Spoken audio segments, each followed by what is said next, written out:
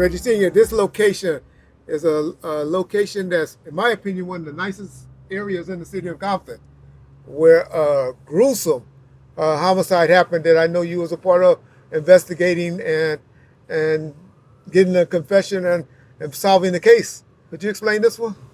Yes, I remember this one. I was on my way home. I think it was about 12:30, 1 o'clock a.m., early morning, and I had a take-home car, uh, basically, and the call went out of two gunshot victims, and the address that they put out, I recognized as a house that where the president of the college, as you may notice, it's adjacent to Compton College, and this is like a cul-de-sac type street. In a particular location, it was right at the end of the cul-de-sac. I was the first unit to get here because I was just right off the freeway on my way home when the call went out.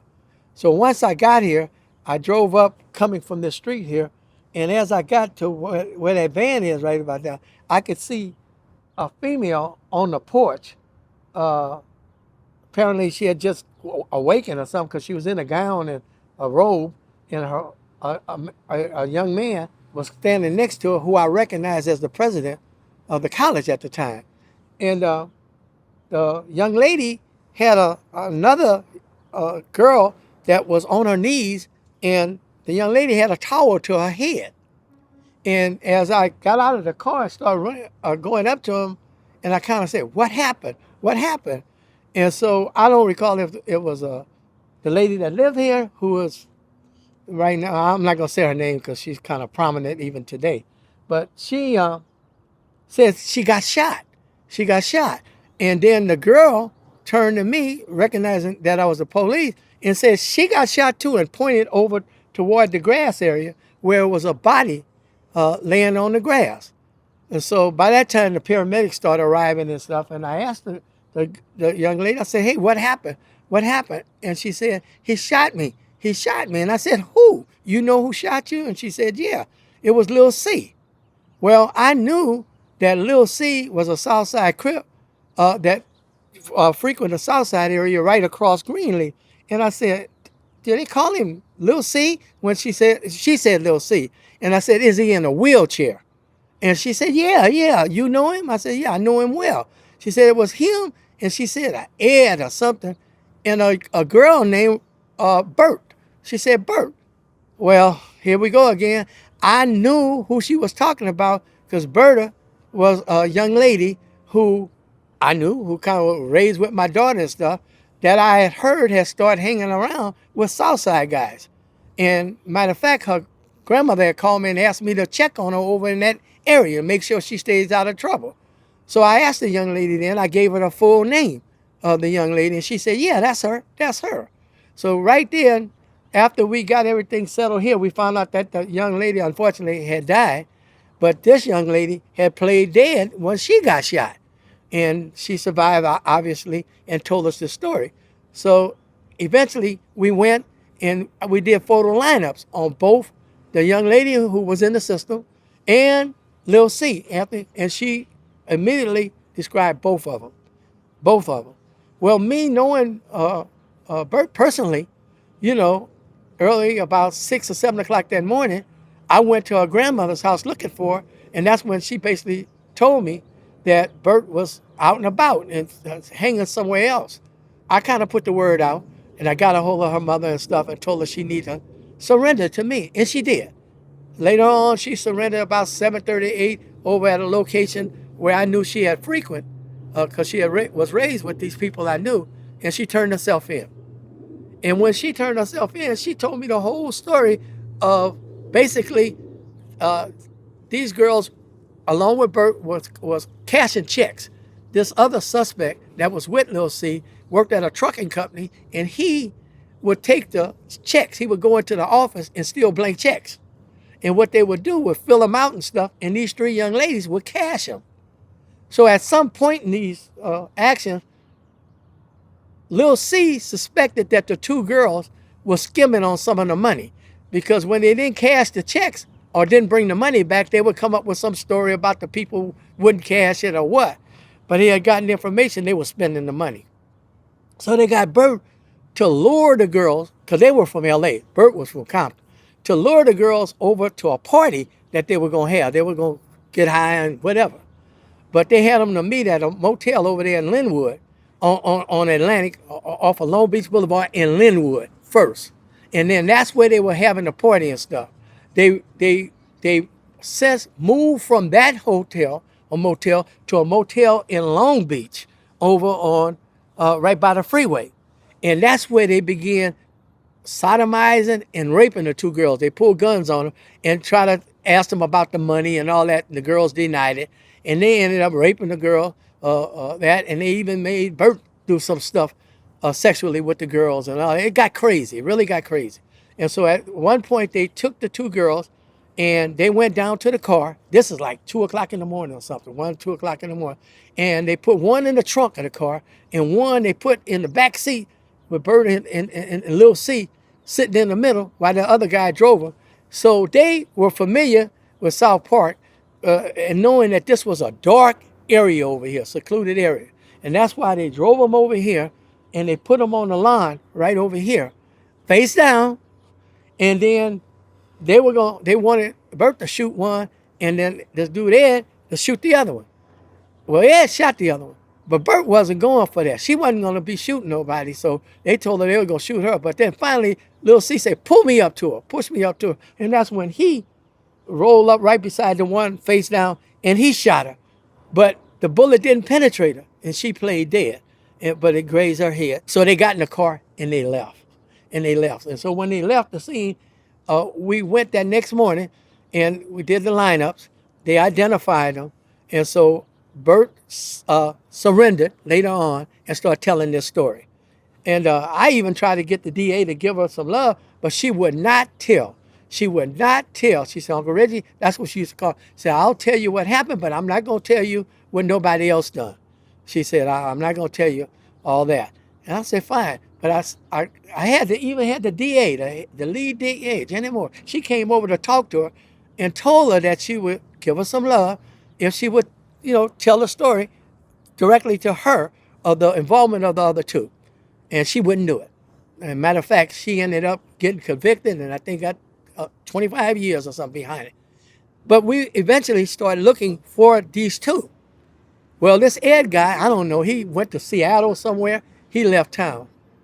Lil C, I knew his family as well. They lived over by Kelly Park, his grandmother and grandfather. And I kept going over there telling him he need to surrender himself. I know who he is, and I know he left town, and we got flyers out and stuff, and something bad gonna happen to him if some other officers run into him knowing he's wanted for almost a double murder. But anyway, they wouldn't give him up. They wouldn't give him up. I remember distinctly, I was down in my office, and about 3 or 4 months after the shooting, my secretary came up to me and she said, Reggie, she says, there's a sergeant, somebody on the telephone with one of them southern drawls. And he asked me, he said, do Lieutenant Wright, you got a Lieutenant Wright working here? At the time I was a sergeant, but I think he thought I was a lieutenant. And he said, Sergeant Wright. So I said, let me talk to him. So I go over to the phone and he goes, are you Sergeant Wright? I said, yes, I am. He said, I understand you looking for an old boy by the name of, y'all call him Lil C or something like that? I said, yeah, Jerome Coulter. I said, we wanted him for murder. He said, well, I tell you what, Sergeant Wright, you ain't got to look for that old boy no more. He said, because he laying up in our morgue out here. I go, what? He said, yeah, we were about to do a raid on the house because they were selling a lot of dope out of the house. And we didn't know nothing about no murder or no Lil C. We surrounded the house, and all of a sudden, when we was about to go into the house, we heard a gunshot. We thought them old boys was trying to shoot at us. But before we can do anything, they came running out of the house with their hand up, talking about, hey, we give up. And so they said, you shooting at me? He said, y'all shooting at us? He said, no, that old boy in the back room, he done shot himself. He goes back there, and sure enough, Lil C done shot himself in the head, because the locals said, he always said, I'm not going back to jail. And I know that Reggie Wright looking for me. He thought that was that Reggie Wright with the police, because we saw y'all surrounding the house. He thought that was him coming to get him. And he didn't want to go back to jail, so he shot himself in the head. I go, what? And that's how it went. So we looked continuously after that for the other suspect, and he got arrested on the warrant. They had a murder warrant out for him. In Pacific Northwest, believe it was Seattle that he got arrested at. And they brought him down, and he went to trial, you know, but we couldn't get her to testify against him or anything. But we did it on the merits of the surviving victim. And he ended up getting, I think, about 21 years, 22. But she had to do 24, 25 years because she wouldn't give them up. She wouldn't. She told what she done, but she wouldn't give them up. And that's kind of how that particular incident went down. Could you explain to us, because what I always found interesting about this case is how they shot them. Could you explain to our viewers how they shot them, how they got the girls on their knees, kneeled down, and drove by and shoot them?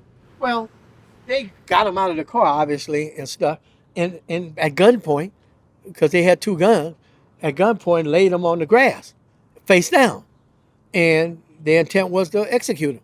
And like I said, the guy Ed, he shot the one victim, and she was deceased because he shot her dead in the head. And there was some discussion about who was going to shoot the other one. They wanted the female to shoot the other victim, but she wouldn't do it. She wouldn't do it. And then that's when he told her to push him closer in the wheelchair, and he shot from the wheelchair, but he didn't have good balance. So he shot her, and it wounded her, but she played dead. And by the time I drove up, she eventually crawled to the door and started ringing the doorbell and got the attention of the occupants at the location, who came out and subsequently called the police, and we ended up in. And the investigation went from what I aforementioned about, her telling her side and Lil C killing himself, and then Ed getting arrested, Ed Roberson or something like that, got arrested. So Bobby and Lad, I know you guys were real active, and you got any stories on Lil C, Jerome Coulter? I knew him, never had any kind of bad interactions with him, but I mean, he was in a wheelchair, and he had wearing blue and got Crip rags tied around the wheels of his wheelchair. So, so you knew who he was. Every neighborhood has somebody in a wheelchair. Every neighborhood, because those were the survivors of the war, of the wars that they engage in daily. So yeah, I knew him. When I found out about this case, was it hard to believe? No.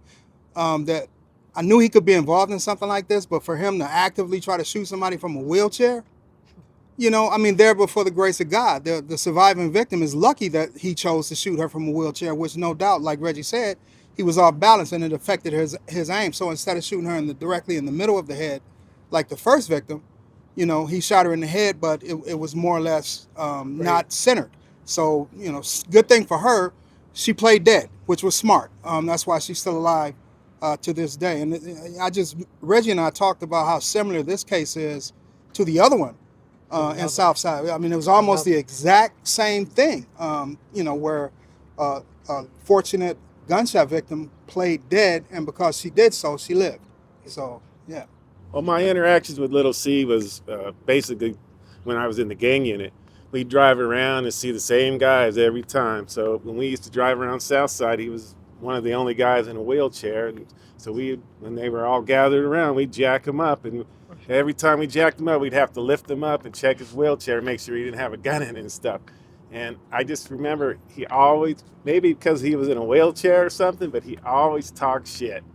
He always had a mouth on him, and it just pissed us off, man. I didn't even like messing with the guy. So that's what I remember, Lil C.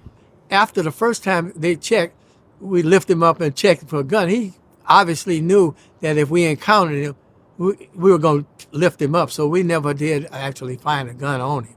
But the word was that he would carry one. But I guess if he thought he was going to see the police were going to show up or something, he didn't. But we never found one on him. Yeah, we rarely found guns actually on people when there were gangs hanging out, a bunch of them in front of a house or on a corner, because they hid the guns underneath the hoods of cars by the engine. They hid the guns on tires of parked cars. They hid the guns in trunks, or they hid them in bushes. They were always readily available in the event a rival gang came down and tried to do a shooting. All they had to do was pop the trunk or grab a gun from the wheel well, or grab a gun out of the bushes. So they were always armed but they weren't armed, if you get my meaning. You know what I mean? The guns were always readily available. And they were always conscious. They didn't want to get the gun on their person, because Correct. if you found it on their person, it's directly their gun. Yeah. They find it in the park or in the trash can or under the hood. It's hard to put it on someone. Right.